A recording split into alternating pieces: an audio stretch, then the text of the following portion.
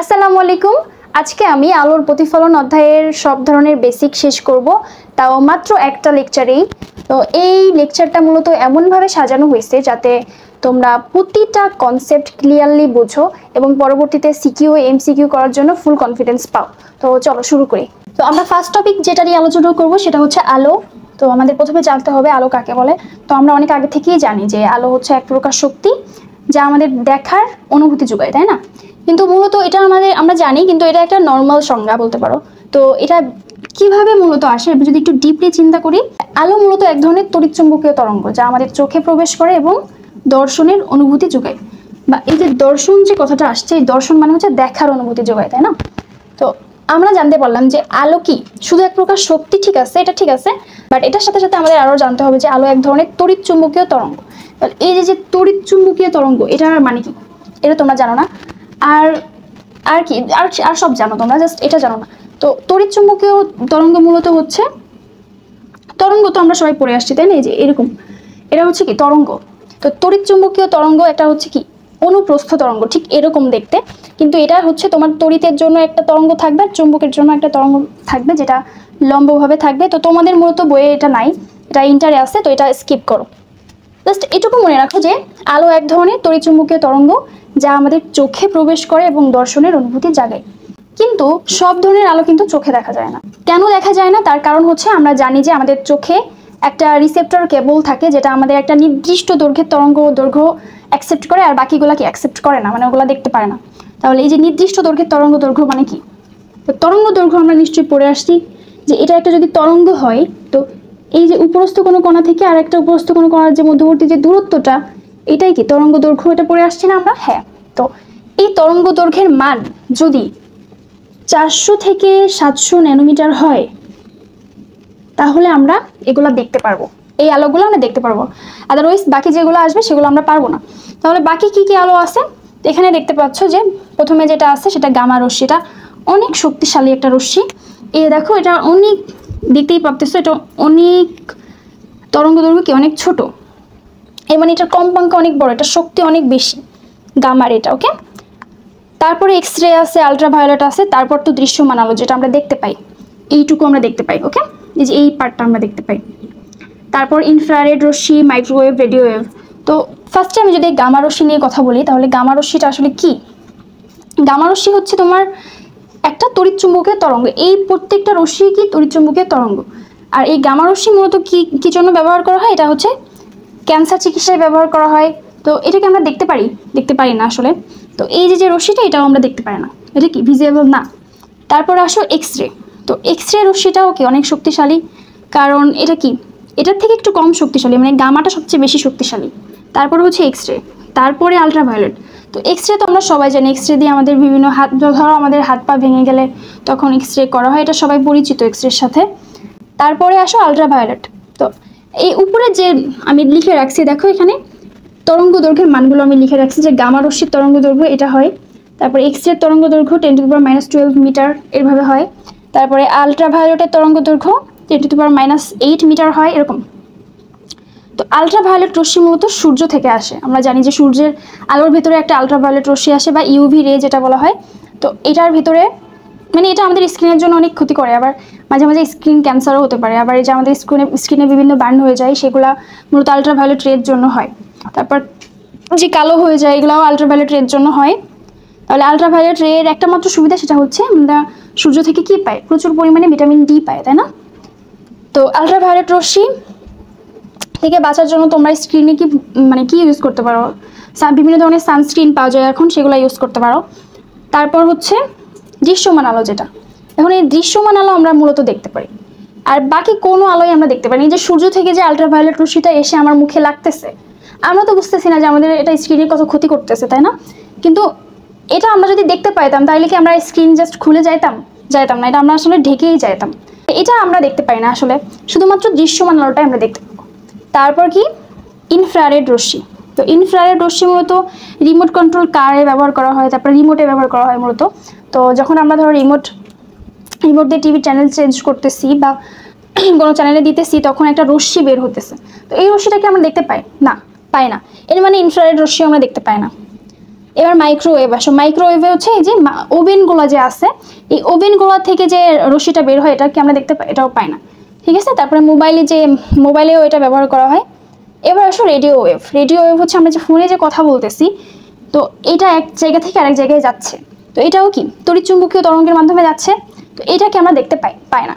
তারপর রেডিও ওয়েভের ভিতরে হচ্ছে তোমার ওয়াইফাইয়ের যে সিগন্যালটা আছে, এটাও আমরা দেখতে পাই না, তাই না? তো এই যে সিগন্যালগুলো, এগুলো কিন্তু আমরা দেখতে পাই না আসলে, এই যে রশ্মিগুলো আর কি, এগুলো আমরা দেখতে পাই না। তাহলে আমরা দেখতে পাই কোনগুলো? আমরা শুধুমাত্র এইটুকু দেখতে পাই, এই যে দৃশ্যমান আলোটুকু। আমি যদি এইদিকে বক্স করে দিই, এইটুকু আমরা দেখতে পাচ্ছি, ওকে। আর বাকিগুলো আমরা দেখতে পাই না। এই দৃশ্যমান আলোর তরঙ্গ দৈর্ঘ্য কত হইতে হবে, মানে ল্যামডার মান হইতে হবে 400 থেকে 700 ন্যানোমিটার। ন্যানোমিটার কিন্তু, আর মিটারে কনভার্ট করলে হবে 4 × 10⁻7 থেকে 10 × 7 × 10⁻7 পর্যন্ত, এত মিটার, ওকে। এখন এই দৃশ্যমান আলোর ভেতরে কি কি আলো আমরা দেখতে পাই? দেখো আমি এখানে দেখতেছি যে এখানে আছে ব্ল্যাক আছে, রেড আছে, তারপর হোয়াইট আছে। তো এই যে দৃশ্যমান আলো যে আছে, এই দৃশ্যমান আলোর ভিতরে আমরা কি কি আলো দেখতে পাই? তো আমরা সবাই জানি যে বেগুনি, নীল, আসমানি, সবুজ, হলুদ, কমলা, লাল, এগুলো আমরা আসলে দেখতে পাই, তাই না? তো এই যে আমরা দেখতে পাচ্ছি যে বেগুনি আলো দেখতেছি, তো কেন আমরা সব আলোই এক এক রকম দেখতেছি? যে আলো তো আমরা দেখতেছি যে 400 থেকে 700 ন্যানোমিটারের ভিতরে আছে, 400 থেকে 700। হ্যাঁ, কারণ আমরা যে বেগুনিকে বেগুনি দেখতেছি, নীলকে নীলই দেখতেছি। তার কারণ হচ্ছে এই যে বেগুনি আলো, এটার তরঙ্গ দৈর্ঘ্য হচ্ছে 380 থেকে 424-এর ভিতরে থাকে। যদি এটা থাকে তখন আমরা এটা বেগুনি দেখতে পারবো। যখন এর থেকে একটু বাড়বে তখন আমরা নীল দেখতে পারবো। আবার এটার থেকে যদি একটু বাড়ে তখন আসমানি দেখতে পারবো। তো এই যে রেঞ্জগুলো আমি লিখে দিছি, তোমরা এগুলো নোট করে রাখবে। এটা হচ্ছে এমসিকিউতে অনেক আসে, ওকে, এটা এমসিকিউ এর জন্য। তারপরে এটাও এমসিকিউ এর জন্য, এই যে তরঙ্গ দৈর্ঘ্যের মানগুলো, এটাও এমসিকিউ এর জন্য, ওকে। আর একটা জিনিস যেটা অনেক ইম্পর্টেন্ট এমসিকিউতে আসে, সেটা হচ্ছে তরঙ্গ দৈর্ঘ্য কার বেশি কার কম। তো আমি এখানে দেখতেই পাচ্ছ যে এখানে আমি তোমাদের বোঝার সুবিধার্থে এখানে আমি এঁকে রাখছি যে গামা রশ্মির তরঙ্গ দেখো দৈর্ঘ্য অনেক ছোট, ওই যে যার জন্য ওরা অনেক ঘন ঘন একদম এভাবে ঘিচিবিচি হয়ে যাচ্ছে, তাই না? তাহলে গামা রশ্মির তরঙ্গ দৈর্ঘ্য অনেক ছোট, দেখো 10⁻⁻14, অনেক ছোট। তারপরে এক্সরেটা, তারপর তার থেকে একটু বড়, তারপরে আলট্রাভায়োলেট, তারপরে দৃশ্যমান, এভাবে বড় হতে হতে রেডিও ওয়েভের তরঙ্গ দৈর্ঘ্য সব থেকে বড়। এত বড়, এটা চিন্তা করো যে 10⁻6 এটা কত বড় হতে পারে। তো 1 কিলোমিটার তো আমরা জানি যে 10 কিউব, তাই না? তো এই 1 কিলোমিটারের মানে তো অনেক বড় একটা তরঙ্গ তৈরি হবে। তো এত বড় তরঙ্গ তৈরি হয় রেডিও ওয়েভে। আর কোথায় ছিল? ছোট, একদম ছোট, যেটা দেখতেও পারবে না তুমি গামা রেতে, আর সেটা মানে কনভার্ট হয়ে রেডিও ওয়েভে কি হয়েছে, অনেক বড় তরঙ্গ দৈর্ঘ্য হয়েছে। তো তরঙ্গ দৈর্ঘ্যের ক্রমটা আসে, যদি ক্রম আসে তাহলে দেখো গামা রশ্মির থেকে বড় এক্সরে, আবার এক্সরের থেকে বড় হচ্ছে আলট্রাভায়োলেট, আলট্রাভায়োলেটের থেকে বড় কি দৃশ্যমান, দৃশ্যমানের থেকে বড় কি ইনফ্রারেড, তারপরে মাইক্রোওয়েভস, তারপরে হচ্ছে রেডিও ওয়েভ, ওকে। তাহলে মূলত এই আসে। আচ্ছা, এখন হচ্ছে আলোর প্রতিফলন কাকে বলে। তো আলোর প্রতিফলন কাকে বলে এটা দেখার আগে তোমাকে কিছু সম্পর্কে আইডিয়া রাখতে হবে। সেটা হচ্ছে, দেখো ধরো এইটা হচ্ছে একটা তল, ওকে, এটা কি বলছে? একটা তল। তো এই তলকে বলা হচ্ছে বিভেদ তল। আমি এখান থেকেই বুঝাই যে এই দেখো এদিকে একটা যে তল আঁকছি আমি, এটা হচ্ছে বিভেদ তল, ওকে, বিভেদ তল। তো তুমি দেখতে পাচ্ছ এখানে দুইটা মাধ্যম আছে, একটা হচ্ছে বায়ু মাধ্যম আর একটা হচ্ছে পানি মাধ্যম। তো অবশ্যই তোমার প্রতিফলনের সংজ্ঞা দিতে গেলে দুইটা মাধ্যম লাগবে। তো এটা দেখতেছো যে বায়ু মাধ্যম, মানে, আর এটা কি মাধ্যম? পানি মাধ্যম, ওকে, পানি মাধ্যম। তো ধরো এখানে তোমার এটা একটা পুকুর, তো পুকুরটা একদম শান্ত ছিল, মানে কোনো ঢেউ হয় নাই, একদম তলের মতো ছিল একদম। তো এটা ধরো পুকুরের তলটা হচ্ছে একটা বিভেদ তল, ওকে। তো ধরো এখানে একটা লোক দাঁড়ায় আছে, আর এইখানে যে সূর্য দেখতে পাচ্ছ, ধরো এটা অনেক দূরে আছে, তো এই সূর্য থেকে একটা আলো আসবে এভাবে। ধরো তুমি সূর্যটাকে দেখতেছো, সূর্য থেকে কি হচ্ছে, একটা আলো আসতেছে প্রথমে। তো এই যে সূর্য থেকে যে আলোটা প্রথমে এখানে আসতেছে, এটাকে বলা হয় হচ্ছে আপতিত রশ্মি, ওকে। তো এইবার আমি এইটা আবার কি আঁকলাম, এটা হচ্ছে অভিলম্ব। এটাকে কি বলা হয়? অভিলম্ব, মানে তলের উপর একটা লম্ব। ধরো এটা একটা তল, এটার উপর তুমি যদি একটা লম্ব আঁকো, মানে যেখান থেকে একটা রশ্মি আপতিত হচ্ছে, ধরো এখানে আপতিত হয়েছে, একটা রশ্মি পড়ছে এখানে এসে, অনেক দূর থেকে একটা রশ্মি এসে এখানে পড়ছে, ঠিক এই জায়গায় একটা তুমি একটা লম্ব যদি আঁকো, এটাকে বলা হয় অভিলম্ব। তো এটা আসলে কি একটা অভিলম্ব, অভিলম্ব, ওকে। তো এটা হচ্ছে আপতিত রশ্মি। তো এই অভিলম্বের সাথে একটা কোণ উৎপন্ন করছে আপতিত রশ্মিটা, এই কোণটাকে বলা হয় আপাতন কোণ। আপাতন কোণকে আই দ্বারা প্রকাশ করা হয়, ওকে।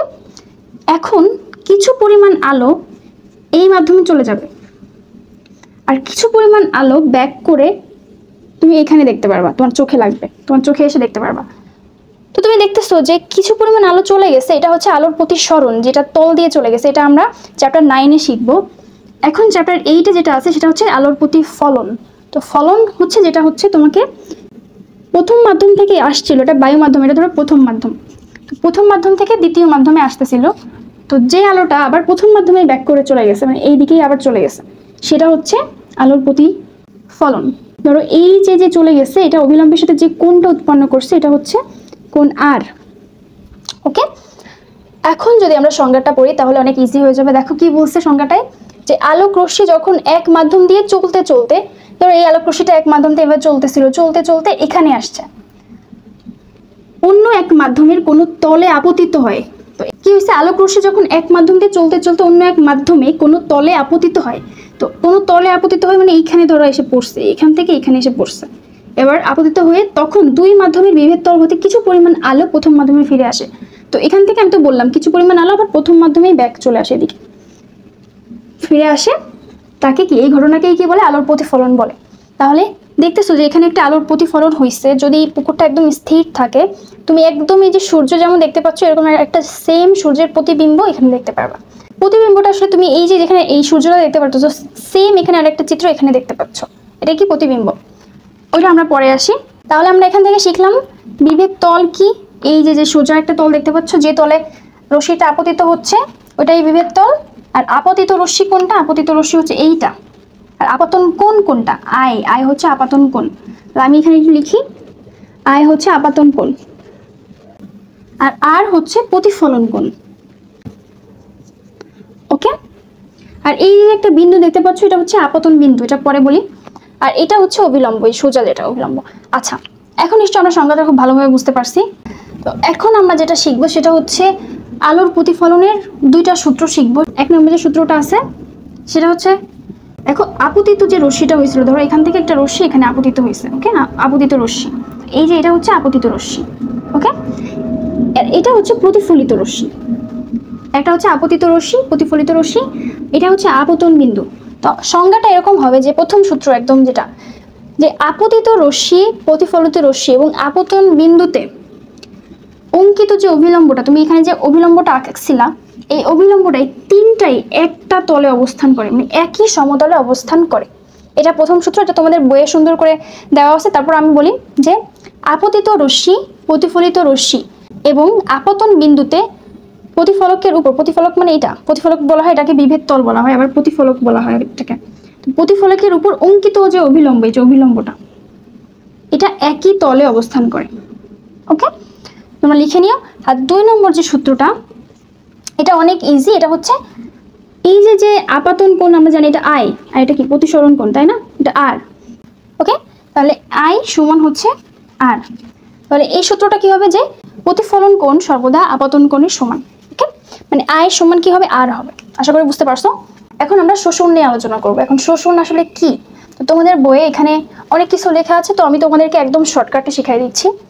তো শোষণ জানার আগে আগে আমরা জানবো যে কিভাবে আমরা রঙিন বস্তু দেখতে পাই, আসলে কোনো একটা রঙিন বস্তু আমরা কিভাবে দেখতে পাই। তো এই পৃথিবীতে তো অনেক ধরনের রঙিন বস্তু আছে। তো আমরা জানি কি যে মৌলিক রং কয়টা, আসলে মৌলিক রং আসলে তিনটা। সেটা কি কি, RGB, ওকে, রেড, গ্রিন, ব্লু। ওকে, রেড, গ্রিন, ব্লু। ওকে, RGB কালারের ভিতরে হচ্ছে কি আছে, রেড আছে, গ্রিন আছে, ব্লু আছে, এই তিনটা কালার আছে। তো এই তিনটা কালারের মিক্সড করে আমরা জানি যে 7টা কালার তৈরি হয়। সেটা কি, বেগুনি, নীল, আসমানি,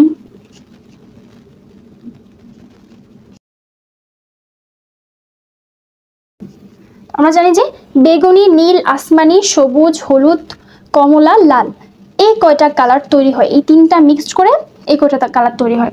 এখন এই যে রঙিন বস্তু আমরা কিভাবে দেখি, এটা খুবই ইন্টারেস্টিং একটা জিনিস। একদম তুমি ডিপলি চিন্তা করো যে এখানে ধরো একটা গোলাপ ফুল আছে, ওকে, এটা ধরো একটা গোলাপ ফুল। তো এই গোলাপ ফুলে তুমি কি দেখো, পাপড়িগুলা কি দেখো, লাল দেখো, তাই না। তো তুমি যখন পাপড়িগুলা লাল দেখতেছো, এটা কিভাবে হচ্ছে আসলে, তো এই যে আলোক রশ্মিটা আসতেছে, ধরো এই একটা আলোক রশ্মি তোমার এই ফুলের উপর এসে পড়তেছে, ওকে। তুমি এখন দেখতেছো যে এটা রেড কালার, কিভাবে দেখতেছো? এই আলোক রশ্মির ভিতরে কয়টা কালার আছে বলো তো? এই 7টা কালারই আছে এই আলোক রশ্মির ভিতরে, বেগুনি, নীল, আসমানি, সবুজ, হলুদ, কমলা, লাল, এগুলো সবগুলো কালারই এই আলোক রশ্মির ভিতরে আছে। এখন তুমি এটা কি দেখতেছো? লাল দেখতেছো। মনে রাখবে যে তুমি যেটা দেখতেছো সেটা সে প্রতিফলিত করবে, আর বাকিগুলো সবগুলো সে শোষণ করবে। ওকে, এর মানে আমি কি বলতেছি, আমি যদি লাল দেখি, লাল দেখা মানে হচ্ছে লাল আলো প্রতিফলন করা, লাল আলো প্রতি ওকে, তো লাল দেখা মানে হচ্ছে লাল আলো প্রতিফলন করা। তো এখানে কি হচ্ছে আসলে, যে গোলাপ ফুলের পাপড়িগুলো লাল দেখতেছে, এটার একটাই কারণ যে এখানে যখন সবগুলো আলো আসতেছে, 7টা আলোই সে 7টা আলো থেকে কি 6টা আলো সে শোষণ করতেছে, আর বাকি একটা আলো যেটা হচ্ছে লাল আলো, এই লাল আলোটা সে প্রতিফলন করতেছে, যেটা আমাদের চোখে এসে পড়তেছে, আমরা ওটাই দেখতে পারতেছি যেটা লাল। এর মানে গোলাপ ফুলের পাপড়িটা লাল আলো প্রতিফলন করে, তাই আমরা লাল দেখি। এবার আসো, গোলাপ ফুলের যে পাতাটা থাকে, তো এটা আমরা কি দেখি? সবুজ দেখি। কেন সবুজ দেখি? কারণ যখন এই আলোটা এখানে এসে পড়তেছে, তখন ও সবগুলা মানে লাল বলো, তারপরে যেগুলো আছে বেগুনি, নীল, আসমানি, এগুলো সব শোষণ করতেছে, শুধু সবুজ আলোটা কি করতেছে? সবুজটা আলোটা প্রতিফলন করতেছে। ওকে, তো এখানে দেখতে পাচ্ছ যে আমি যে মার্কারটা দিয়ে লিখতেছি এটা কি ব্লু কালার না? হ্যাঁ। তো এই ব্লু কালারটা কেন দেখতেছি? কারণ এই মার্কারের যে কালারটা, এই রংটা আসলে কি করতেছে, আলো যখন এখানে এসে পড়তেছে তখন এইটা শুধুমাত্র ব্লু কালার কি প্রতিফলন করতেছে, আর সবগুলা সে কি করতেছে? শোষণ করতেছে, যার জন্য এটা আমরা কি দেখতেছি? ব্লু কালার দেখতেছি। তাহলে আমরা এক কথায় বলতে পারি যে বস্তুর রং নির্ধারণ করে বস্তু কোন রঙের আলো আসলে প্রতিফলন করতেছে সেটার উপর। তাহলে বস্তুর রং নির্ধারণ করে যে সে কোন রঙের আলো প্রতিফলন করতেছে। এখন আমরা দেখব হলুদ আলোর ক্ষেত্রে কি হয়। তো ধরো আমি হলুদ কিছু একটা দেখতেছি, যে ধরো এখানে একটা সানফ্লাওয়ার আছে, এটা হচ্ছে হলুদ কালার। তো হলুদ কালারের জন্য কি হয় আসলে, বাসায় যদি তুমি কি করো, লাল কালার আর এই যে গ্রিন কালার মানে সবুজ কালার, বাসায় যদি লাল কালার আর সবুজ কালার দুইটা মিক্সড করো, দেখবে যে হলুদ পাবা। ওকে, এর মানে বুঝতেছি যে হলুদ পাওয়ার জন্য তোমার আলোটা কি করবে? দুইটা আলো প্রতিফলন করবে।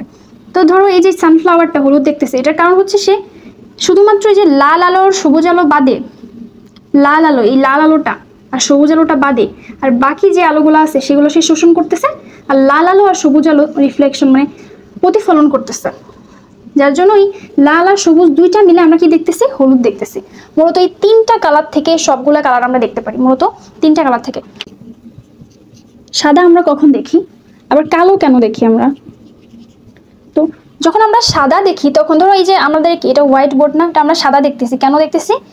কারণ এখানে যে আলোগুলা আসতেছে, যে লাইট অন করা আছে, লাইট থেকে কয়টা আলো আসতেছে? 7টা আলো আসতেছে। এইভাবে বেগুনি, নীল, আসমানি, সবুজ, হলুদ, কমলা, লাল, এরকম 7টা আলো আসতেছে আমাদের লাইট থেকে। তো এই আলোটাই যখন এই বোর্ডে আসতেছে, তখন এই বোর্ডের থেকে সবগুলো আলো কি করতেছে? প্রতিফলন করে দিচ্ছে। সবগুলো, একটা আলো শোষণ করবে না, সবগুলো আলো সে ব্যাক করতেছে। তো যখন দেখবে যে সবগুলো আলো সে ব্যাক করবে, মানে কোনো আলো শোষণই করবে না, তখন সেটা হবে সাদা।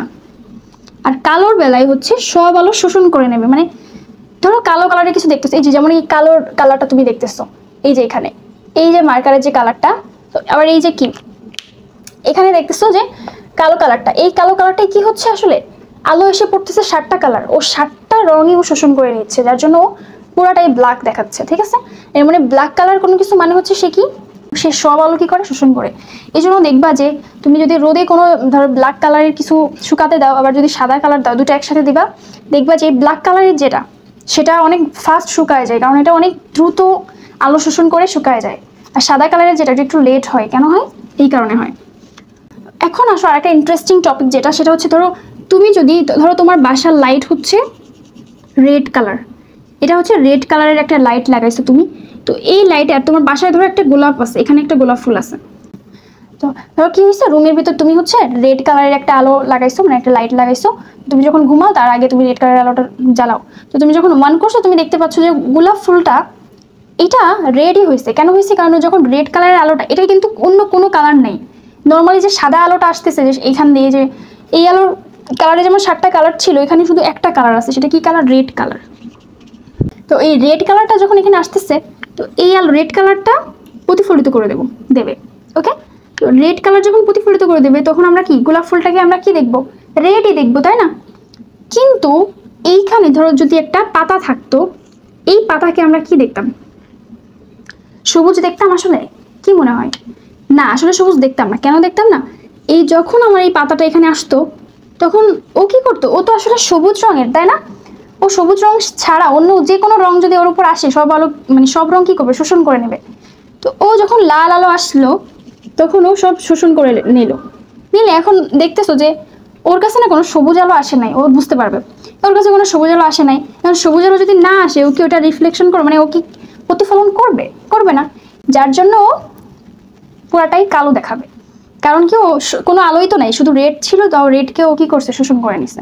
এর মানে এটা কি দেখাবে, কালো দেখাবে। অনেক ইজি একটা টপিক ছিল। টপিক 4 যেটা, সেটা হচ্ছে আলোর প্রতিফলনকে 2 ভাগে ভাগ করা হয়েছে। তো আমরা আগে আলোর প্রতিফলন শিখে আসছি। তো আলোর প্রতিফলনকে 2 ভাগে ভাগ করা হয়েছে, একটা হচ্ছে নিয়মিত প্রতিফলন আর একটা হচ্ছে অনিয়মিত প্রতিফলন। ওকে, তো নিয়মিত প্রতিফলনটা কি? ধরো এটা একটা মসৃণ তল। আর একটা জিনিস, নিয়মিত প্রতিফলন হতে হলে অবশ্যই এটা মসৃণ তল হতে হবে, একদম তোমার ফ্রেশ থাকতে হবে। ওকে, কোনো কি ঘর্ষণ থাকা যাবে না, মানে এলোমেলো থাকা যাবে না। এই মসৃণ তলে যদি একগুচ্ছ সমান্তরাল আলোক রশ্মি আসে, এভাবে যদি আঁকার ট্রাই করি, তো এখান থেকে কি আসতেছে, একগুচ্ছ, ধরো তুমি এখানে একগুচ্ছ সমান্তরাল আলোক রশ্মি আসছে এদিকে। তো যখন সমান্তরালভাবে এটা আসবে, ওরা আবার যখন প্রতিফলিত হবে সেম সমান্তরালভাবেই প্রতিফলিত হবে এভাবে। ওকে, মানে ওরা যেভাবে আসছে ঠিক ওভাবেই ব্যাক হয়ে যাবে। এইরকম যদি কোনো প্রতিফলন ঘটে তাহলে সেটা হচ্ছে নিয়মিত প্রতিফলন বা সুষম প্রতিফলন। এটা হওয়ার জন্য অবশ্যই কি হতে হয়, মসৃণ তল হতে হবে, মসৃণ তল। ক্লিয়ার? আরেকটা যেটা, সেটা হচ্ছে অনিয়মিত প্রতিফলন। তো অনিয়মিত প্রতিফলনের ক্ষেত্রে এটা এরকম মসৃণ থাকে না। কি হয় তাহলে, এটা এরকম হয়, মানে উল্টা পাল্টা এরকম। তো এখানে তুমি যদি একগুচ্ছ সমান্তরাল আলোক রশ্মি এভাবে মারো, তাহলে কি হবে, একটা এদিকে চলে যাবে, একটা ওদিকে চলে যাবে, একটা এভাবে চলে যাবে, একটা এভাবে চলে যাবে, মানে এলোমেলো হয়ে যাবে, কারণ এটা তো মসৃণই না। তাহলে এটাই কি, অনিয়মিত প্রতিফলন, যেটা হয় অমসৃণ তলে। ওকে, তো এটা সংজ্ঞাটা তোমরা সুন্দর করে গাইডেই দেওয়া আছে, ওখান থেকে লিখে নিতে পারো। মেন হচ্ছে তোমরা এই কনসেপ্টটা বুঝছো কিনা, যে নিয়মিত প্রতিফলন হচ্ছে কি, মসৃণ তলে হবে, এভাবে এই তলটা মসৃণ হতে হবে একদম। ওকে, আর এটাও কি হতে হবে, মানে অনিয়মিতর ক্ষেত্রে অমসৃণ হতে হবে। আশা করি তোমরা বুঝতে পারছো। এখন আমরা যেটা নিয়ে আলোচনা করবো, টপিক 5-এ আছে, সেটা হচ্ছে আয়না। আয়না আমরা সবাই চিনি, তাই না? সবার বাসায় আয়না আছে। তো আয়না বা দর্পণ কয় প্রকার? তো আয়না বা দর্পণ হচ্ছে মেনলি 2 প্রকার। কি কি? একটা হচ্ছে সমতল দর্পণ আর একটা হচ্ছে গোলীয় দর্পণ। তো সমতল দর্পণ আমরা সবাই চিনি। তো এই যে দর্পণের কথাটা আমি উল্লেখ করছি, যে এই দর্পণে হচ্ছে আলোর নিয়মিত প্রতিফলন ঘটে। আমরা মাত্র পড়ে আসছি নিয়মিত প্রতিফলন কি, একটা মসৃণ তল হতে হবে, সেই তলে নিয়মিত প্রতিফলন ঘটে। তাহলে এই যে দর্পণ বা আয়না, এটা হচ্ছে কি, আলোর নিয়মিত প্রতিফলন ঘটে। এখন এই যে দেখতে পাচ্ছ গোলীয় দর্পণ, এবার এই গোলীয় দর্পণকে আবার 2 ভাগে ভাগ করা হয়, সেটা হচ্ছে উত্তল দর্পণ আর একটা হচ্ছে অবতল দর্পণ। এই কনসেপ্টটা কি ক্লিয়ার? তাহলে দেখো, এটা যদি ক্লিয়ার হয় যে আয়না কত প্রকার আছে, 2 প্রকার, একটা সমতল একটা গোলীয়। আর গোলীয় দর্পণ 2 প্রকার, একটা উত্তল একটা অবতল। তো এখন আমরা সমতল দর্পণ নিয়ে আলোচনা করব। কি নিয়ে আলোচনা করব? সমতল দর্পণ। সবার বাড়িতে সমতল দর্পণ আছে, তাই না? সমতল দর্পণ মানে যে আয়না দিয়ে আমরা প্রতিদিন আমরা কি নিজের চেহারা দেখি, ওটাই সমতল দর্পণ। তাহলে এইটা ধরো একটা সমতল দর্পণ। সমতল দর্পণের পেছনে দেখবা যে পাড়া লাগানো থাকে। পাড়া লাগানো মানে কি করা, সিলভারিং করা থাকে। তো তোমাদের বাসায় যদি ছোট আয়না থাকে, ওটাকে দেখবে যে পেছনে একটা লেয়ার থাকে, ওইটাই মূলত সিলভারিং বা পাড়া। তো ওই পাড়া লাগানো থাকে, আর যে সাইডে থাকে না ওই সাইডে আমরা দেখতে পাই। এটা তো নর্মাল কমন সেন্স। তো এইখানে ধরো কেউ একটা বেবি যদি থাকে, তুমি সেম বেবিটাকে আবার ওই সাইডে দেখতে পারবা, তাই না? তো এরকম তো আছে, সবার বাসায় আছে। তো আমরা এখন দেখব যে কিভাবে আসলে এটা দেখা যায়। তাহলে আমি শুরুতে একটা বিন্দুর কথা কল্পনা করি, যে ধরো এই সাইডে পাড়া লাগানো আছে, এই সাইডে তুমি দেখতেছো হচ্ছে এই সাইড দিয়ে দেখবা। প্রথমে হচ্ছে আমি একটা বিন্দুর জন্য বের করবো, কিসের জন্য, একটা বিন্দুর ক্ষেত্রে চিত্রটা কেমন হবে, মানে কিভাবে ওটা দেখা যায় সেটা দেখবো। তো ধরো এখানে একটা বল ছিল, বা একটা বিন্দুই বলো তুমি, এখানে একটা বিন্দুই ছিল। তো প্রথমে কি হয়, এই বিন্দু থেকে মূলত একটা আলোক রশ্মি এভাবে তির্যকভাবে যায়, গেলে তোমার এখানে ধরো আয়না এসে কি হচ্ছে, প্রতিফলিত হচ্ছে, এইভাবে আবার ব্যাক করে চলে আসতেছে। তো আমরা জানি যে এটা যদি সমতল দর্পণ হয়ে থাকে, সবসময় সমতল দর্পণে কি হবে, আলোটা আপতন কোণ যদি আই হয় প্রতিফলন কোণ হবে আর, এটা দুজন সমান হবে। কারণ আমরা দেখছিলাম না, যদি একটা পুকুরের কথা চিন্তা করি যে একদম প্রথমে আমি যেটা দেখলাম যে একটা লোক ওখানে দাঁড়াইছিল, পরে কি হয়েছিল, আই ছিল হচ্ছে আপাতন কোণ আর ছিল প্রতিফলন কোণ, এই দুটা কি হয়েছিল, সমান হয়েছিল, তাই না? মাঝখান থেকে যে আমি একটা লম্ব এখানে দিলাম, এই লম্বটাকে কি বলা হয়, অভিলম্ব বলা হয়, তাই না? এটা হচ্ছে অভিলম্ব। ওকে, তাহলে এই যে দর্পণটা দেখলা যে প্রথমে এদিকে গেল তারপর আবার এদিকে গেল, তো তুমি যদি এক কাজ করো এই দর্পণটাকে তুমি যদি এখানে যোগ করে দাও, এখানে দেখো 90 ডিগ্রি কোণ উৎপন্ন হয়। তো আর এই যে প্রতিফলিত যে রশ্মিটা এইদিকে চলে যাচ্ছে, এই রশ্মিটাকে যদি তুমি পেছন দিকে এভাবে বর্ধিত করো, আমি যদি দেখাই এইভাবে যদি বর্ধিত করতা, তাহলে দেখো তো এইখানে তুমি একটা বিন্দু পাইতা। ওকে, যেটা আবার এটাকে একটু বর্ধিত করলে এখানে একটা বিন্দু পাইতা। মূলত এই যে বিন্দুটা পাইছো, এই বিন্দুটা আসলে এইটার প্রতিবিম্ব। ওকে, তুমি যেটা দেখতে পারতেছো আয়নায় যেটা দেখো তুমি ওটাই। ওকে, তাহলে প্রতিবিম্ব, এইটার প্রতিবিম্ব হচ্ছে এইটা, আয়নার ভিতরে দেখতে পাবো এটাকে। ক্লিয়ার? বিন্দুর জন্য এটা। এবার আসবো হচ্ছে একটা বস্তুর ক্ষেত্রে কি হবে, কোন একটা বস্তুর ক্ষেত্রে আসলে এটা কেমন হবে। সো ধরো এখানে একটা বেবি আছে, এই সাইডে একটা বেবি আছে, তো এইদিকে পাড়া লাগানো আছে, মানে এই সাইডে তুমি এখানে তোমার মেইনলি তোমার বেবিটা এখানে আছে। এখন তুমি ধরো এখান থেকে ওকে দেখতেছো, বা এখানে ধরো একটা বেবি আছে, তুমি এখান থেকে ওকে খেয়াল রাখতেছো, এখানে ধরো তোমার চোখ আছে, তুমি এখানে আসছো, এখান থেকে তুমি দেখতেছো কি করতেছে। তো প্রথমে কি হবে জানো, এই যে বেবি এখান থেকে একটা আলো ধরো এদিকে হচ্ছে আপতিত হবে, আর এই চোখ বরাবর এটা প্রতিফলিত হবে। তো তুমি দেখবা যে এটা মনে হয় এদিক থেকে আসতেছে, মানে আয়নার ভিতর দেখতেছো তুমি আসলে। ওকে, তো তুমি দেখতেছো এদিকে এদিকে থেকে আসতেছে আয়না, যেহেতু তুমি কিন্তু সামনাসামনি দেখতেছো না, তুমি আয়নায় তাকাচ্ছ। তারপর এই বেবির এখান থেকে একটা আলো এভাবে এসে এখানে পড়বে, তখন এটা আবার তোমার চোখ বরাবর এভাবে এসে দেখতেছো, এখানে এসে আপতিত হচ্ছে আবার প্রতিফলিত হচ্ছে তোমার দিকে। তখন দেখো এটাকে তুমি যদি পিছন দিকে এভাবে বর্ধিত করো, দেখতে পাচ্ছ তুমি অ্যাকচুয়ালি বেবিটাকে দেখতে পাচ্ছ, সেটা আয়নার ভিতর দেখতে পাচ্ছ। ওকে, কিন্তু তুমি এটা অলওয়েজ অবাস্তব দেখতে পারবে। মানে দেখো আমরা ছোটবেলায় এরকম দেখছি যে ডান হাত উঁচু করলে মনে হতো যে বাম হাত উঁচু করছি, আর বাম হাত মানে ডান হাত দিয়ে কিছু খাইলে মনে হতো যে না মনে হয় বাম হাত দিয়ে খাচ্ছি। তো বিষয়টা এরকম যে সেম দেখা যাবে, শুধু কি হবে, বাস্তব হবে না, এটা অবাস্তব হবে। ওকে, সোজাই থাকবে। তাহলে ওই এভাবে তাকে খেয়াল রাখতেছে। এখন এটা তো তুমি কোনো বস্তু দেখলে এরকম দেখবা। তো ধরো এখন এরকম বড় একটা আয়না আছে, তুমি এখানে দেখতেছো, তুমি নিজেকে দেখতেছো, এরকম বড় একটা আয়না আছে, এখন তুমি ধরো দেখতেছো তোমাকে এই সাইড দিয়ে, ধরো এখানে যে ছিল এই লোকটা ওকে দেখতেছে আয়নার ভিতরে। ওকে,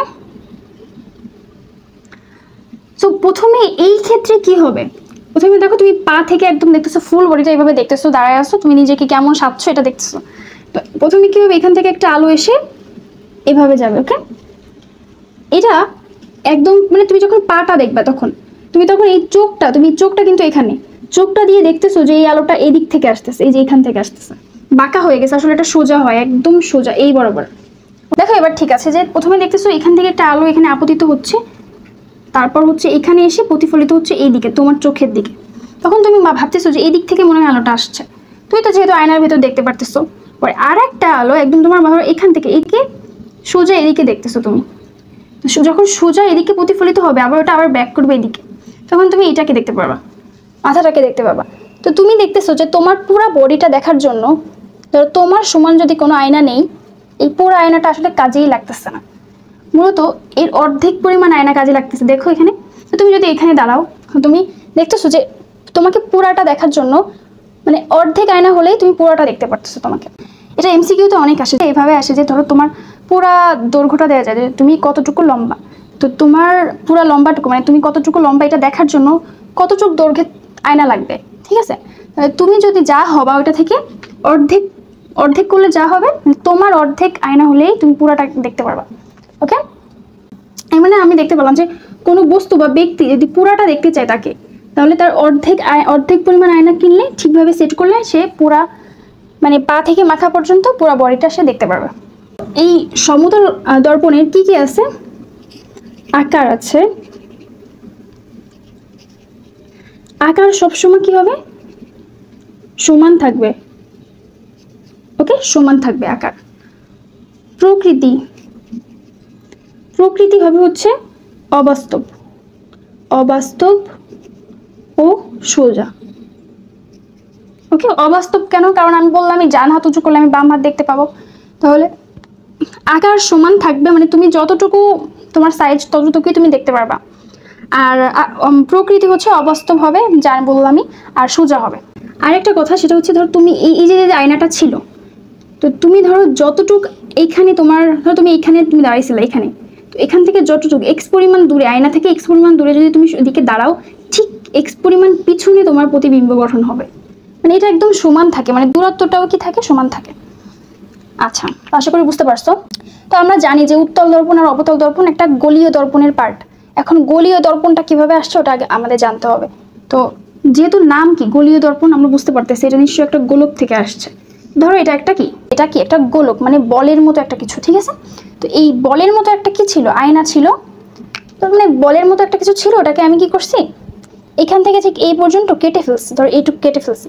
তো এইটার কিন্তু এখানে দেখতে পাচ্ছ, এখানে ছিল সেন্টার, কেন্দ্র। ওকে, তাহলে এইটুকু আমি যদি কেটে ফেলি, তাহলে দেখতেছো এরকম একটা কিছু পাচ্ছি, যেটার এই যে সেন্টারটা ছিল এটা হচ্ছে সি, মানে এটা হচ্ছে এই যে দর্পণটা তৈরি হয়েছে গোলীয় দর্পণ, এটার বক্রতার কেন্দ্র কি, সি। এবার আসো, এই বক্রতার কেন্দ্র থেকে একদম সোজাসুজি তুমি যদি চলে যাও, এদিকে একটা রেখা টানো, এই আয়নায় একটা বিন্দু পাচ্ছ তুমি। ওকে, এটা হচ্ছে মেরু, এটাকে কি বলা হয়, মেরু। ওকে, এবার এই বক্রতার কেন্দ্র আর এই মেরুর এই ভেতরে একদম ঠিক মাঝখানে তুমি যেটা পাবা সেটা হচ্ছে ফোকাস। কি পাবা, এটা ফোকাস। তো এইটা তোমার আগে জানতে হবে যে এটা হচ্ছে কি বক্রতার কেন্দ্র, মানে এই যে বৃত্তটা, যে বৃত্তের যে ব্যাসার্ধটা ছিল এখান থেকে এই পর্যন্ত বক্রতার কেন্দ্র। আর ফোকাস কি, বক্রতার কেন্দ্র ঠিক অর্ধেক। ওকে, মানে r/2, ঠিক অর্ধেক। আর হচ্ছে এখান থেকে এই পর্যন্ত। আর পি কি, পি হচ্ছে মেরু। তো এই জিনিসটা আমরা বুঝতে পারছি। এখন আমি এই দর্পণে চাচ্ছি পাড়া লাগাইতে, কি লাগাইতে, পাড়া লাগাইতে চাচ্ছি। তো মনে রাখবা যে এই দর্পণে যদি এই সাইডে পাড়া লাগাই, দেখো এই নিচু, দেখো এটা আমাকে দেখতেছে নিচু, এই জায়গাটা নিচু, এই সাইডটা, আর ওই সাইডটা উঁচু, তাই না? তুমি এই নিচু জায়গায় যদি পাড়া লাগাই, এই সাইডে পাড়া লাগাইছি, তো তুমি দেখতে পারবা কোন সাইডে, এটা তো কমন সেন্স না? তুমি এই সাইডে পাড়া লাগালে এই উঁচু পাশ দিয়ে তুমি দেখতে পারবা যে এটা তো একটা আয়না, তাই না? তো এই সাইডে তুমি যখন পাড়া লাগাচ্ছ তখন এটা আয়না হয়ে যাচ্ছে। তো তুমি এখানে যদি দাঁড়াও, তুমি এইখান থেকে তুমি দেখতে পারবা, রাইট? এর মানে আমরা দেখতেছি যে উঁচু পাশ দিয়ে যদি দেখো তাহলে সেটা উত্তল দর্পণ। এভাবে মনে রাখবা যে উঁচু পাশ, ওকে, বা উঁচু বা উপর, যেটাই বলো না কেন, সেটা কি দর্পণ, উত্তল দর্পণ।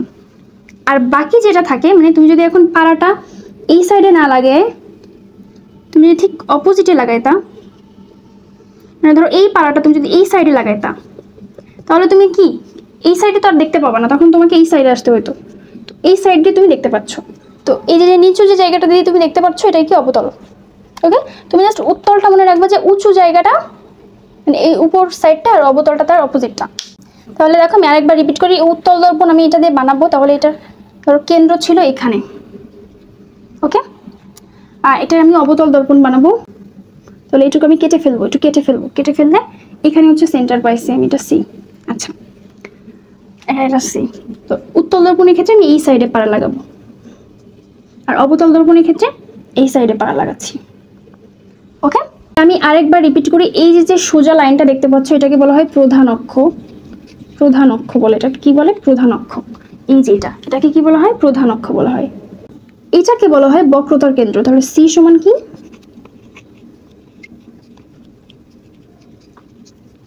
বক্রতার কেন্দ্র। ওকে, এটাকে বক্রতার কেন্দ্র বলে। এবার বক্রতার কেন্দ্র এই পি, মানে এইখানে যেটা, এটা হচ্ছে মেরু। এবার হচ্ছে ফোকাস, এফটা হচ্ছে কি, ফোকাস। ফোকাস, ওকে। আচ্ছা, এই তিনটা জিনিস তোমরা শিখছো। এখন তোমাদের তিনটা পয়েন্ট মনে রাখতে হবে। ওকে, কি কি পয়েন্ট? প্রথম পয়েন্টটা হচ্ছে আলো যদি কখনো প্রধান অক্ষের সমান্তরালে যায়, এখানে কি আমরা জানি এটা হচ্ছে ফোকাস। তো আলো যদি প্রধান অক্ষের সমান্তরালে যায়, এটা জানি প্রধান অক্ষ, এটা সোজাসুজি যায়, সমান্তরালে যায়, তাহলে ফোকাস দিয়ে যাচ্ছে, এইভাবে যাবে। ওকে, এইভাবে প্রতিফলিত হবে। আলোটা সোজা গেলে ফোকাস দিয়ে ব্যাক করবে। ঠিক উল্টাভাবে যদি আমি বলি নাম্বার 2 যে নিয়মটা আমি যেটা লিখি নাই সেটা একদম ইজি। সেটা হচ্ছে ঠিক উল্টাভাবে তুমি যদি এখন ফোকাস দিয়ে কোনো আলো রশ্মি পাঠাও তাহলে সেটা কি দিয়ে যাবে, সেটা একদম সোজা যাবে। মানে তুমি সোজা দিলে ফোকাস দিয়ে বের হচ্ছে, আবার ফোকাস দিয়ে যদি তুমি ঢুকাও তাহলে সোজা বের হচ্ছে। এটা হচ্ছে প্রথম আর দ্বিতীয়টা। আরেকটা যেটা আছে সেটা হচ্ছে তুমি যদি আলো কখনো কেন্দ্র দিয়ে পাঠাও, ধরো কেন্দ্র দিয়ে পাঠাচ্ছ, বক্রতার কেন্দ্র দিয়ে পাঠাইলে ঠিক ওই বরাবর সে আবার ব্যাক করবে। এই 3টা পয়েন্ট তুমি জাস্ট মনে রাখবা। এখন আসো উত্তল দর্পণের ক্ষেত্রে কি হয়। তো উত্তল দর্পণের ক্ষেত্রে তুমি যদি একগুচ্ছ সমান্তরাল আলোক রশ্মি এভাবে পাঠাও তাহলে ওরা সবাই, ধরো যেখান থেকে তুমি পাঠাও না কেন একগুচ্ছ সমান্তরাল আলোক রশ্মি, ওরা সবাই ফোকাসে মিলিত হবে, এভাবে মিলে যাবে ওরা সবাই ফোকাসে। ওকে, এভাবে ফোকাসে মিলবে। বাট অ্যাকচুয়ালি এভাবে দেখা যাবে, এভাবে এই দিক থেকে পিছনে আসলে কি ওরা অ্যাকচুয়ালি পিছনে এভাবে মিলে না, মিলবে বলে মনে হয়, আসলে অ্যাকচুয়ালি ওরা এভাবে ব্যাক করবে, এই আলোগুলো এভাবে ব্যাক করবে। ওকে, ফোকাস দিয়ে এভাবে ব্যাক করবে, যে ঠিক এভাবে ওরা আবার এভাবে কি হবে, ব্যাক করবে। তাহলে দেখো তো, তুমি যখন উত্তল দর্পণে তুমি যখন আলো দিচ্ছ, এটা কি হচ্ছে, আলোগুলো আরো ছড়াই দিতেছে না? তুমি যখন দেখতেছো তখন কি আলোগুলো আরো কি হচ্ছে, ছড়ায় যাচ্ছে না? হ্যাঁ, ছড়ায় যাচ্ছে। এর মানে যদি ছড়ায় যায় তাহলে সেটা হচ্ছে অপসারী। এই জন্য উত্তল দর্পণকে অপসারীও বলা হয়। ওকে, আর এইটার ক্ষেত্রে কি হয়, তুমি যখন ধরো এটা হচ্ছে ফোকাস ছিল, এটা সি কেন্দ্র, তুমি একগুচ্ছ সমান্তরাল আলোক রশ্মি তুমি যখন এই দর্পণে মারো তখন ওটা কি হয়, প্রধান ফোকাস দিয়ে যায়, সবাই প্রধান ফোকাসে মিলে যায়, এই যে সবাই এখানে মিলে যায়।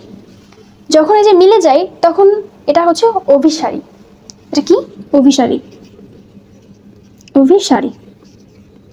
এর মানে যদি ছড়ায় যায় সেটা অপসারী, আর যদি মিলে যায় তাহলে সেটা কি সারি, অভিসারী। এটা খুবই ইজি মনে রাখা। এর মানে আমরা দেখলাম যে উত্তল দর্পণ আলো ছড়ায় দেয়, আর অভিসারী মানে যেটা অবতল দর্পণ, এটা কি হলে আলো হচ্ছে মিলায় দেয়, মানে অভিসারী। তো দেখো, এখন আমরা যেটা শিখবো সেটা হচ্ছে অবতল দর্পণে যে চিত্রগুলো আঁকো সেগুলো শিখবো। তো তোমরা জাস্ট এই 3টা পয়েন্ট মনে রাখবা। আমি এখানে আরেকটা পয়েন্ট লিখে দেই, এই যে 2 নম্বর পয়েন্টটা আমি এখানে লিখে দেই।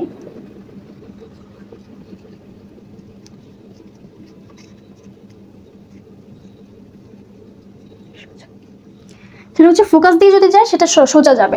আচ্ছা, তো এখন এই অবতল দর্পণ তুমি যদি শিখতে চাও সেটার জন্য তোমাকে আগে এই 3টা জিনিস জানতে হবে। ওকে, সেটা কি কি, এই 3টা জিনিস। তো এইটা জানার জন্য তোমাকে আগে যেটা জানতে হবে, আচ্ছা এখানে দেখতে পাচ্ছ একটা অবতল আয়না। এই অবতল আয়নায় ধরো এটা হচ্ছে বক্রতার কেন্দ্র, ওকে, আর এটা হচ্ছে প্রধান ফোকাস, আর এটা হচ্ছে মেরু।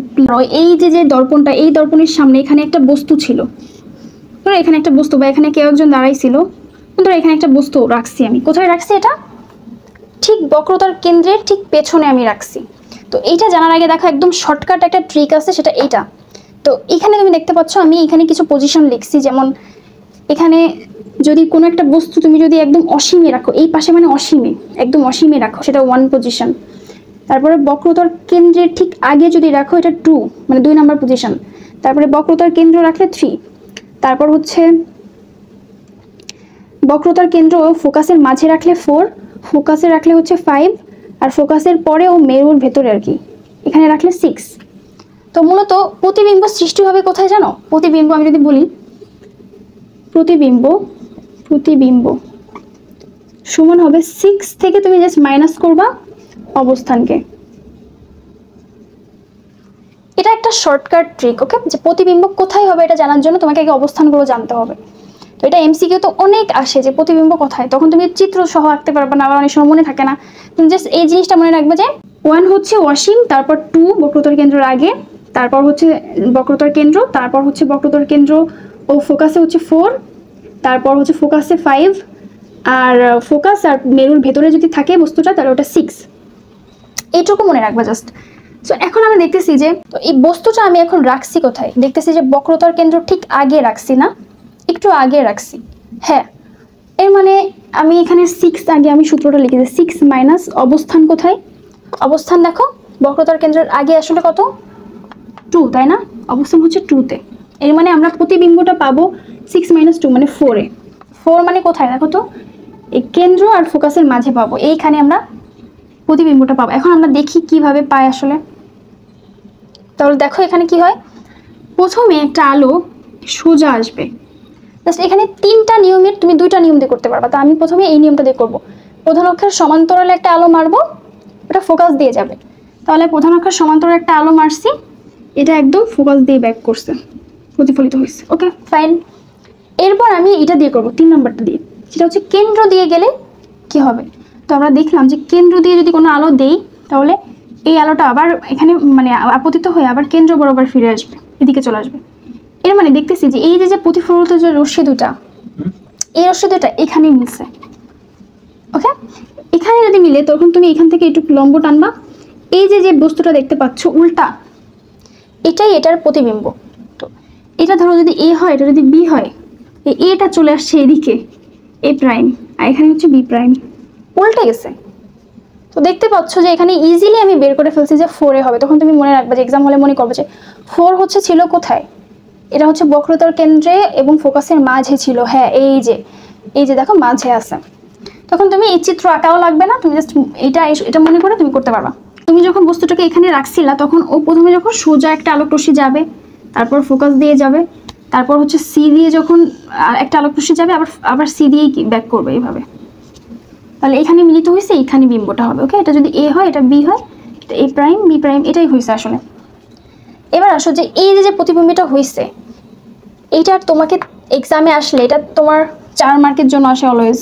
ওকে, এটা যদি আসে তখন তুমি লাস্টে লিখতে হবে যে এটার প্রকৃতি কি হয়েছে।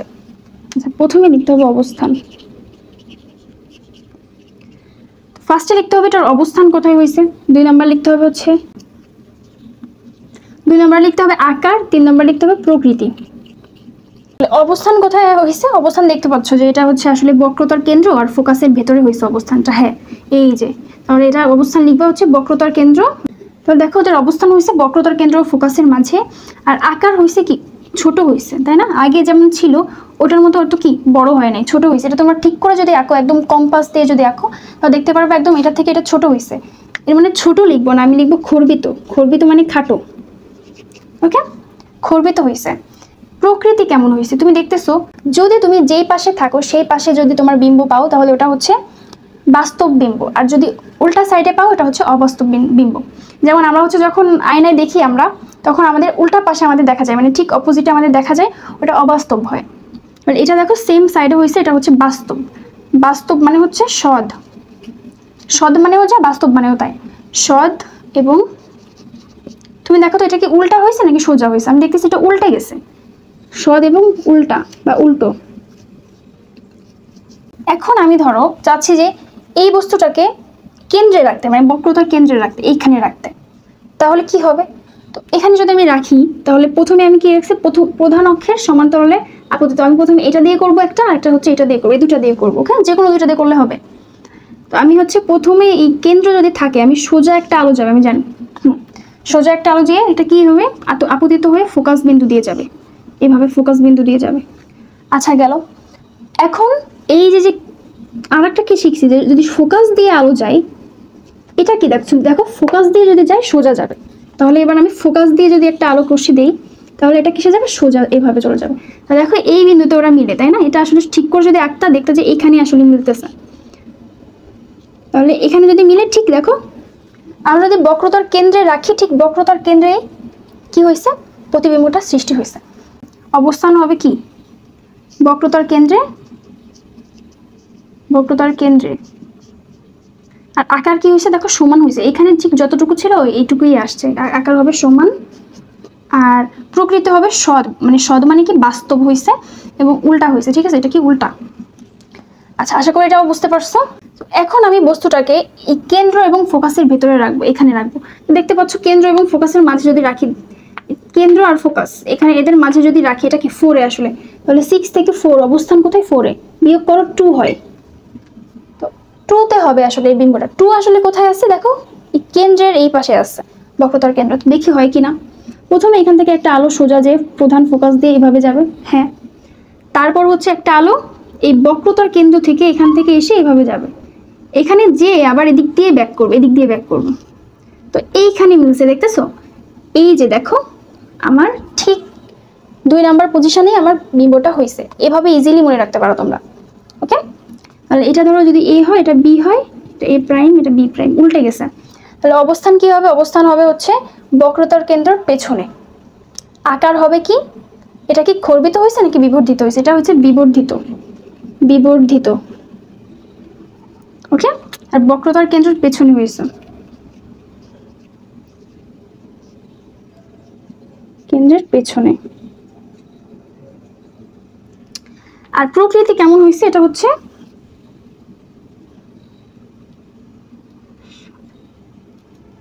সদ ও উল্টা। ওকে, এটা প্রকৃত হয়েছে। তাহলে আকার হয়েছে বিবর্ধিত আর প্রকৃত হয়েছে সদ এবং উল্টা। মানে সদ মানে কি? বাস্তব, এবং উল্টা হয়েছে। ওকে, আশা করি বুঝতে পারছো। এখন তোমরা বাসায় নিজেরা ট্রাই করবে যে এখন আমি অবস্থান যদি আমি 4-এ রাখি, 4-এ যদি আমি রাখি তো কি হয়েছে দেখতে পারলাম। এবার আমি ফোকাসে রাখবো। ফোকাসে রাখলে কি হইতো? ফোকাসে দেখো এখানে কি আছে? 5 আছে, তাই না? 5 ফোকাসে রাখলে দেখো এটা 1 হইতো। এর মানে 1 মানে কি? অসীমই হইতো। দেখি আমি দেখি এটা 1 হয় কিনা। সো এখন আমি ফোকাসে একটা বস্তু রাখতেছি। আচ্ছা ঠিক আছে, ফোকাসে একটা বস্তু রাখলাম। তো ফোকাসে যখন আমি এটা রাখবো একদম সোজা একবার যাবে, আপতিত হয়ে এটা কি যাবে? ফোকাস দিয়ে ব্যাক করবে। আমি লিখতেছি এটা ফোকাস দিয়ে ব্যাক করলো। Okay fine. তারপর এবার কেন্দ্র দিয়ে একটা আলো এভাবে যাবে, এভাবে যে এখানে যাবে, আবার ব্যাক করবে ঠিক কেন্দ্র বরাবর এভাবে ব্যাক করবে। তো আমি দেখতেছি যে এটা যদি মিলেও অনেক অসীমে যে হয়তো মিলবে, এটা সমান্তরাল ভাবে চলে গেছে এভাবে। এর মানে এটা মিলবে না আদৌ। ওকে, এই জন্য এখানে কি দিব আমি? এখানে কোনো আমি প্রতিবিম্বই পাচ্ছি না। আসলে এটা এভাবেই চলতে থাকবে, এভাবে এইভাবে এভাবে আসতে থাকবে। এর মানে কি? এটা অবস্থান হবে কিসে? আমি দিতে পারি অসীমে হবে। কিসে হবে? অসীমে, অসীমে। আর বিবর্ধিত হয়েছে শুধু না তো, এটা তো অত্যন্ত বিবর্ধিত। যদি মিলেও কোথাও, যদিও সম্ভব না, তাও এটা কি হবে? অত্যন্ত বিবর্ধিত হবে, অত্যন্ত বিবর্ধিত। প্রকৃতিটা হইতে পারে দেখো সদ ও উল্টা হইতে পারে, অথবা অসদ ও সোজা হতে পারে। এর মানে দেখতেছি যে প্রকৃত হইতে পারে, যেটা বাস্তব হতে পারে, অবাস্তব হতে পারে, আবার উল্টা হতে পারে, আবার কি সোজাও হতে পারে। কারণ এটা আমরা জানি না আসলে কি হবে, এই জন্য এই কয়টা হতে পারে। তো এইটা অনেক ইম্পর্টেন্ট এমসিকিউ এর জন্য। এটাই আসে এমসিকিউ থেকে। যদি আসে তাহলে এটাই আসে যে তুমি যদি একটা বস্তু ফোকাসে রাখো তাহলে এটার আকার কি হবে। আবার দিতে পারে যে অবস্থান কোথায় হবে। তো অবস্থান সদ হতে পারে, আবার অসদ হতে পারে, আবার উল্টাও হতে পারে, সোজাও হতে পারে, তাই না? বা মানে প্রকৃতিটা আশা করি বুঝতে পারছো। এবার আমরা রাখবো হচ্ছে ঠিক ফোকাসে রাখবো, এইখানে ফোকাসের সামনে রাখবো, মানে 1-এ রাখবো। দেখো ফোকাসের সামনে আমরা দেখতেছি যে এখানে 6 আছে, 6কে রাখতেছি বস্তুটাকে। তো আমি যদি 6-এ রাখি, বস্তুটা 0-তে উৎপন্ন হবে, মানে 0 মানে ওই সাইডে। ওকে, মানে মিররের অপোজিটে হবে। তাহলে এখানে একটা বস্তু রাখলে সোজা যাবে, প্রথমে সোজা যে, আমি যদি একটু বড় করে আঁকি ভালো হবে, দেখতে ভালো লাগবে। সোজা যে ফোকাস দিয়ে যাবে প্রথমে, হ্যাঁ। তারপর হচ্ছে বক্রতার কেন্দ্র, যে বক্রতার কেন্দ্র দেখতে পাচ্ছ, এই বক্রতার কেন্দ্র দিয়ে একটা আলো এভাবে বের হবে। ওকে, এখান থেকে যে এদিকে আবার ব্যাক করবে। তো তুমি দেখতেছো ও এদিকে চলে যাচ্ছে, ও এদিকে চলে যাচ্ছে। এরা কি কখনো মিলবে? এভাবে বাড়তে বাড়তে বাড়তেই থাকবে। এর মানে ওরা কি মিলবে না। এর মানে ওরা মিলতে পারে ঠিক আয়নার ঠিক পেছনে। আমি যদি এটাকে বর্ধিত করি এইভাবে, এটাকে এভাবে বর্ধিত করলে দেখতে পাবো যে ওরা এখানে মিলতেছে, এইখানে মিলতেছে।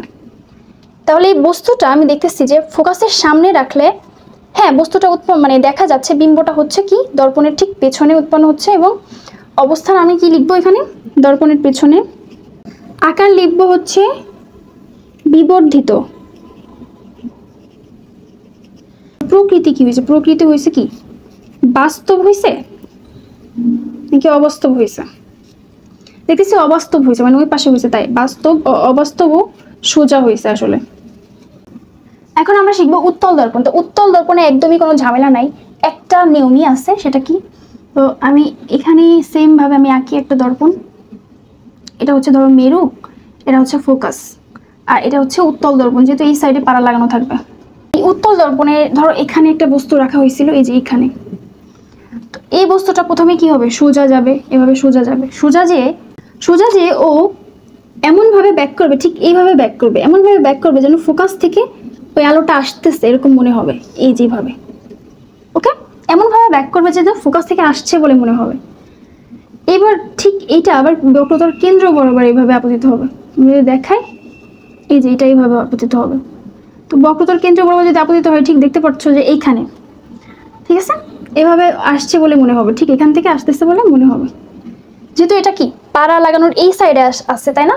তো এরা দুজন দেখতেছো এরকম একটা পয়েন্টে মিলছে, এই যে এখানে মিলছে, এখানে বস্তুটা গঠন হচ্ছে। তুমি দেখতেছো বস্তুটা আমি নিছিলাম কতটুকু, এতটুকু, আর পাইলাম একদম ছোট। এর মানে উত্তল দর্পণে অবস্থান হবে কোথায়?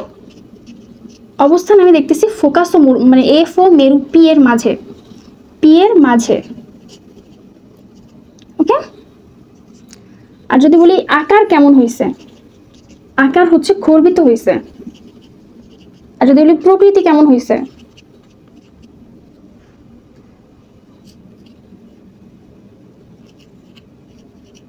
অবাস্তব হয়েছে ও সোজা হয়েছে। এই যে উত্তল দর্পণের ক্ষেত্রে তুমি যেখানেই তুমি এই বিম্বটা নাও না কেন, মানে এই বস্তুটাকে তুমি যেখানেই রাখো না কেন, এখানেও যদি রাখো এই বস্তুটা ঠিক এই ভেতরেই তোমার প্রতিবিম্বটা সৃষ্টি হবে, সবসময় এখানেই হবে। তুমি এটা বাছাই করে দেখবে, তুমি যেখানেই নাও না কেন অলওয়েজ এই ফোকাস আর মেরুর মাঝখানে কি হবে? প্রতিবিম্বটা সৃষ্টি হবে। এর মানে অলওয়েজ উত্তল দর্পণে এই তিনটা জিনিসই ফিক্স থাকবে। সেটা কি অবস্থান হবে ফোকাস আর মেরুর মাঝে হবে, আকার খর্বিত হবে, আর প্রকৃতি হবে হচ্ছে অবাস্তব সোজা, অলওয়েজ। এটা একদমই ইজি। আশা করি এই টপিকগুলো বুঝতে পারছো তোমরা। এখন আমরা লাস্ট টপিক যেটা আছে সেটা নিয়ে আলোচনা করব। এটা মূলত সূত্রগুলো যে আছে এই চ্যাপ্টারে, যে সূত্রগুলো আছে এটা নিয়ে আলোচনা করব।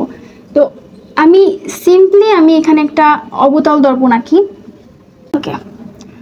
এটা হচ্ছে ধরো বক্রতার কেন্দ্র, এটা হচ্ছে ফোকাস, এটা হচ্ছে মেরু। আমরা এখন যেটা শিখবো সেটা হচ্ছে 1/f সমান হচ্ছে 1/u প্লাস 1/v। আচ্ছা, এটা হচ্ছে একদম প্রথম সূত্র। এটা আমি ইউ কি আর ভি কি, তো এফ আগে চিনো। আচ্ছা, এখানে এফ কি? এফ হচ্ছে এই ফোকাস দূরত্ব, মানে মেরু থেকে ফোকাসের ভিতর যে দূরত্বটা, মানে এইটুকু, ওকে, এখান থেকে এতটুকু, এইটুকু। তাহলে এফ হচ্ছে মেরু থেকে ফোকাস পর্যন্ত দূরত্ব।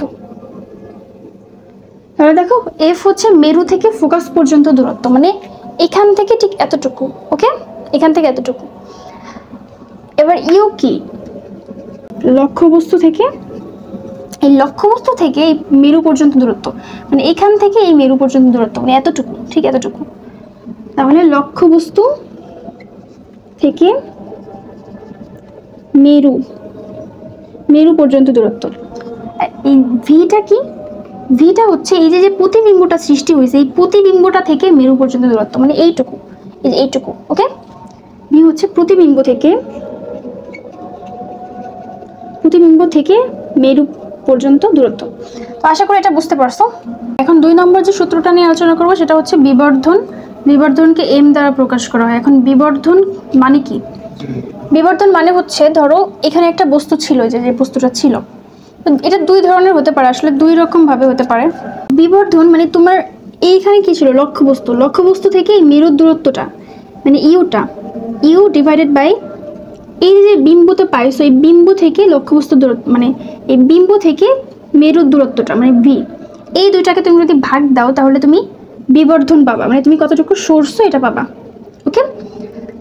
এখন এটা এখানে মডুলাস দিতে হবে। কেন মডুলাস দিতে হবে? মাঝে মাঝে ধরো এটা যদি তোমার এটা কি অবতল, এটা মানে অবতল দর্পণ না, তো অবতল দর্পণ যদি হয় তো ভি এর মান কি হয়? মাইনাস হয়, যার জন্য তোমার এখানে মাইনাস যদি থাকে তাহলে এটা মডুলাস দিলে এটা কি চলে যাবে? মাইনাসটা চলে যাবে। এখন আসো আরেকটা হচ্ছে দৈর্ঘ্য।